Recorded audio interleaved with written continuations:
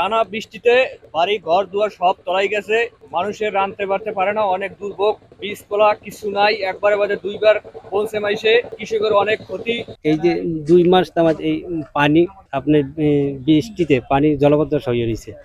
আমরা এই 1 ফিট জায়গায় 2 ফিট বীজ রোপণ করছি, কিন্তু এই বীজ আবার পচে গেছে, আবার রোপণ করছে, আবার পচে গেছে, তখন আবার তলাই দিছে।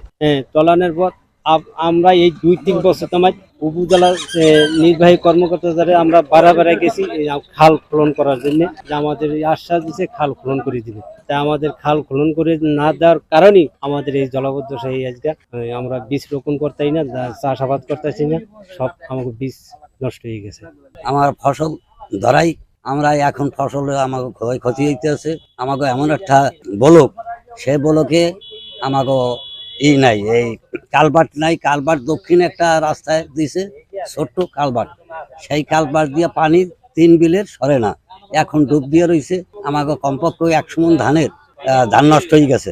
আমরা ফসল কামাই না করতে আমরা বাঁচবো করবো। তা যদি কালভার্ট বড় হয় তাহলে আমরা বাঁচতে পারি কয়েক বিলের। আমরা এই 2বার বীজ করছি, জ্যৈষ্ঠ মাস হইতে এইবার 2বার বীজ করি। আমাকে বীজ একে 2বার তলে গেছে গিয়া। আমরা গেল বর্ষা হেও আমরা দুর্ভোগ করিয়া আমরা হালুডি করে বাংলা টাকা লস করছি, ব্যয় করছি। যাই হোক কষ্ট মষ্ট করে উঠেছি। গ্রামের মানুষে কইছে খাল উন্নয়নের মধ্যে খনন করে দিবে, দেয় নাই। এখন আবার তলে গেছে, এখন খনন আবার সামনে উন্নয়ন করবো। এরকম করতে করতে আমাকে স্বাভাবিক মানুষ খুবই আমরা একটা ব্যয়ের পথে আছি, খুবই একটা লসে আছি।